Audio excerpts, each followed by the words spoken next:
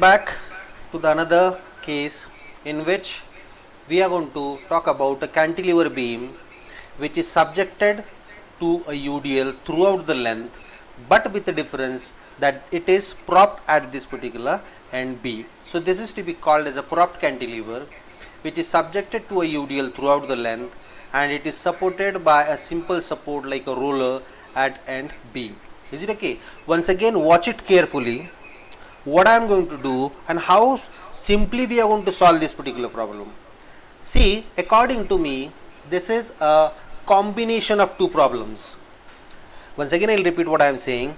The basic, first of all, we will understand what is the objective of this problem. We are required to find out the reaction RB at point B, which is occurring due to the propped support at point B. Is it okay? What I am going to do is, what I am going to think of is, this is a combination of two beams. Let us understand what are those two beams. So I have isolated the beam. Now I will split this same beam into two parts. Can you understand this? So a single beam I am going to treat as a combination of two beams. This is one beam which is cantilever with a UDL throughout, and another is again a cantilever with a point load at the extreme end. Now don't you feel this is one standard case and this is another standard case? Is it okay? If I combine both these standard cases, I will be getting this particular problem. All of you agree with this? So this is the combination of two standard loads which are acting on a cantilever beam, but fortunately they are acting in the same type of a beam, that is cantilever which has a propped support. Is it okay? Now another thing we have to understand, hypothetically I have assumed one beam and second beam combined together to have this particular sort of a beam. Is it okay? But the necessary condition we have to understand here, as there is a propped provided here at point B, there is a propped simple support, roller support at B, so the total deflection at B should be equal to 0. Once again I will revise this, just watch it in this particular way. Now I have a combination of two beams. These two beams are connected to each other. Is it okay?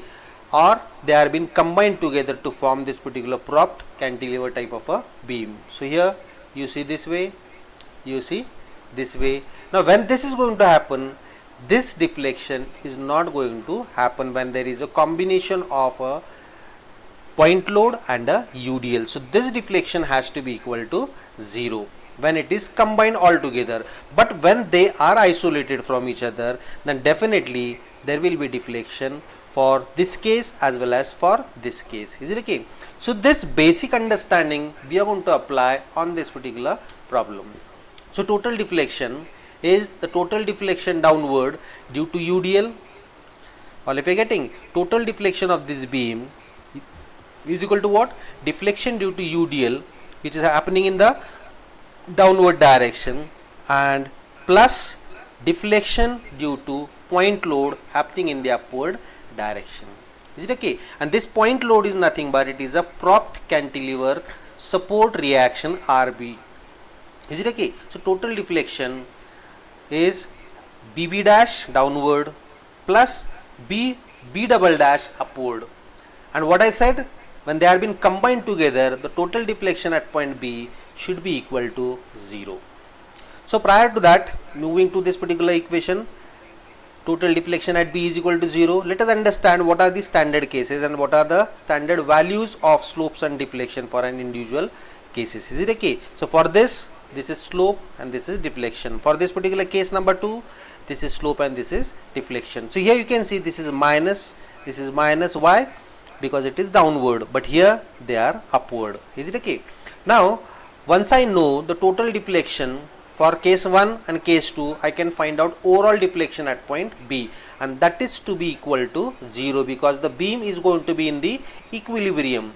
So YB is equal to YB dash BB dash plus YBB double dash. Is it okay? So that has to be equal to 0. Why? Because that roller at point B is going to keep the whole system, or at least this particular joint B, in equilibrium. So total deflection at this B should be equal to 0. Now as far as this YBB dash and YBB double dash, they are already been found here. So simply we got to put the values. Is it okay?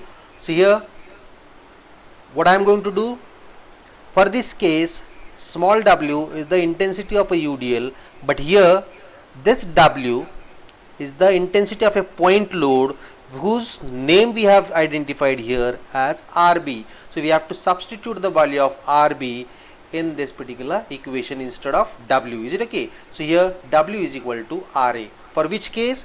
For a point load, case number 2, and this is the deflection due to the case number 2. Is it okay? So W is equal to RA. So put it here. Now do the mathematical calculation and part. You will be getting RA is equal to 3WL by 8.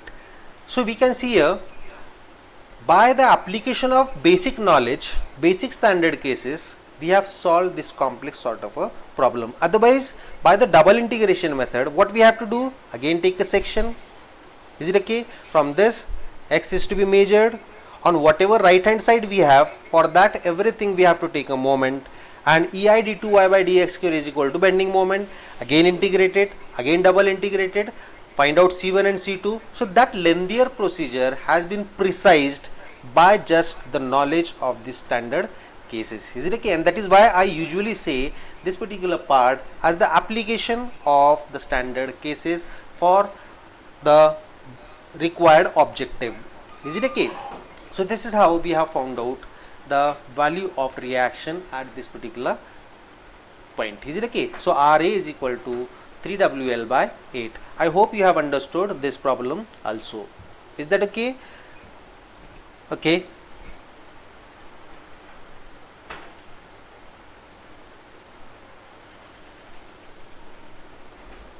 Let us see the another problem, which is again a combination of various cases. Now what is this particular combination? First of all, that is very necessary to understand. So first of all, we will try to understand what exactly this problem is. First of all, what type of a beam we are having? We are having a cantilever beam. What type of a load we are having? We are having a UDL. UDL is not imposed throughout the length, but it is partially imposed. Earlier also we had a partially imposed UDL, but here in earlier case, where was the UDL? For this first part. Now I am taking the another case where the UDL is imposed for the remaining path PC. Is it okay? Now in this case, see how this particular problem, complex problem, can be simplified by the knowledge which we already have. What knowledge do we have?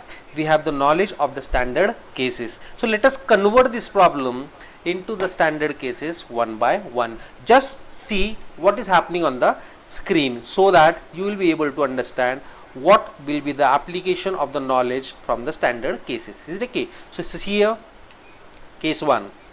What I will do, I will consider a beam AC which is imposed with the UDL throughout the length. What is happening here?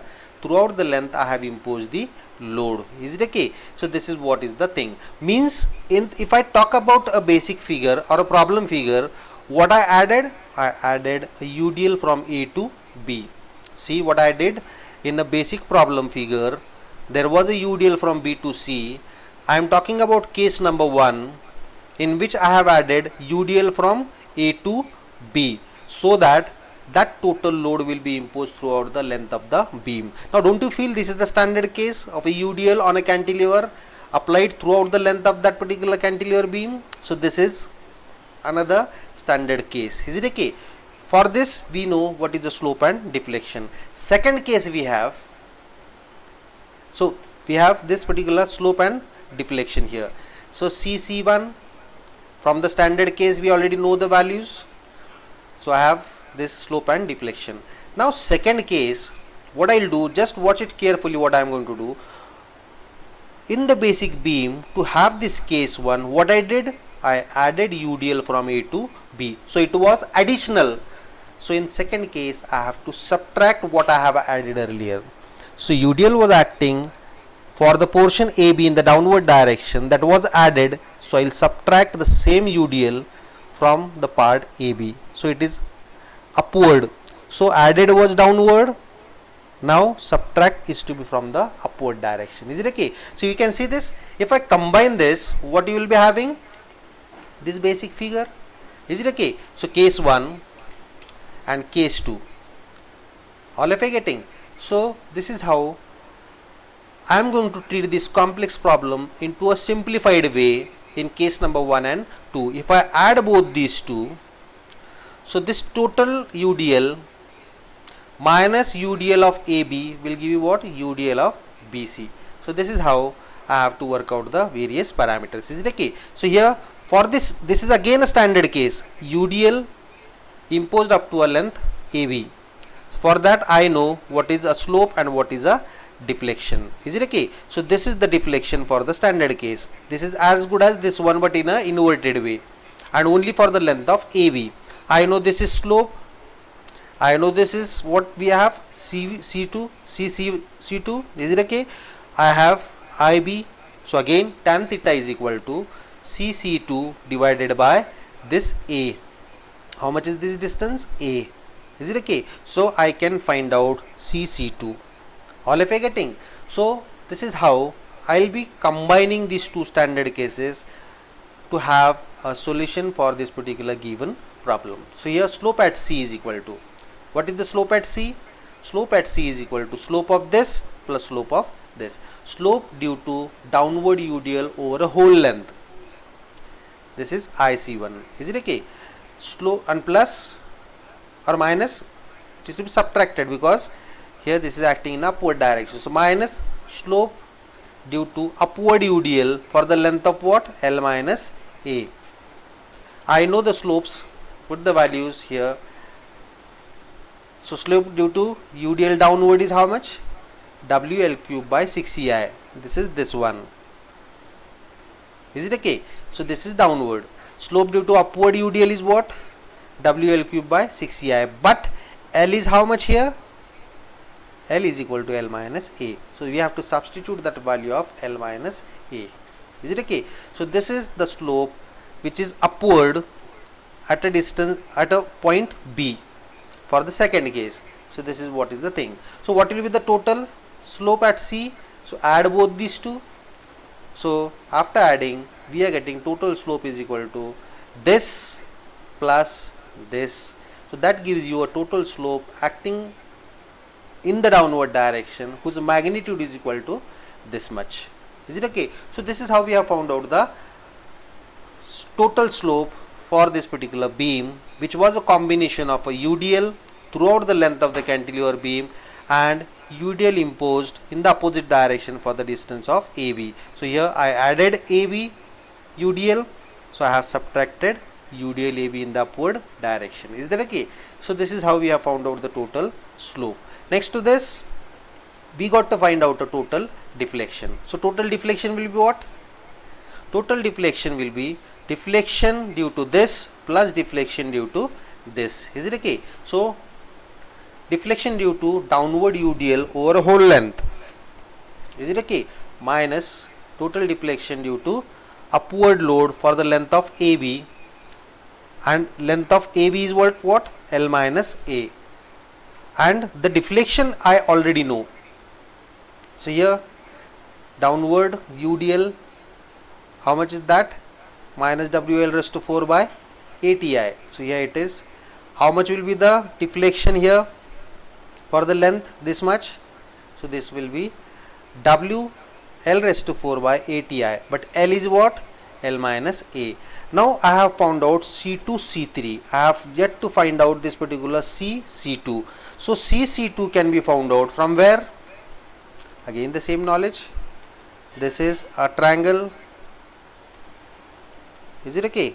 So from this triangle, I know angle, I know one distance. So tan theta is equal to, tan IB is equal to CC2 divided by A. This is a distance A. Is it okay? So that we are going to find it out here. So slope IB is equal to what? This into A. C2 is equal to what? W into L minus A whole cube by 6EI into the distance A. This is what we have already seen in the earlier two problems. So slope into that particular adjacent distance will give you a total distance cc2. This is found out from tan theta is equal to, is that okay? So this is what is the total, what we can say, deflection, this one plus this one. This is already known to you, WL raised to 4 by ATI, but L is equal to what? L minus A. So I have substituted L minus A. As far as the C1 C2 is concerned, tan theta is equal to tan IB is equal to IB is equal to CC2 divided by A. Therefore CC2 will be what? IB into A, but IB is equal to what? W L cube by 6EI. Again here L is equal to what? L minus A. This is what is L minus A. Is it okay? So I have substituted that value, and this is how, putting it here, total deflection and simplifying, you will be able to get what is the total deflection for that particular sort of a beam. So by now you might have understood why it is necessary to understand the standard cases. And what were the standard cases? Cantilever beam with a point load on the free end. Second, cantilever beam with the UDL throughout. Is it okay? Third case was what? A simply supported beam with the UDL at the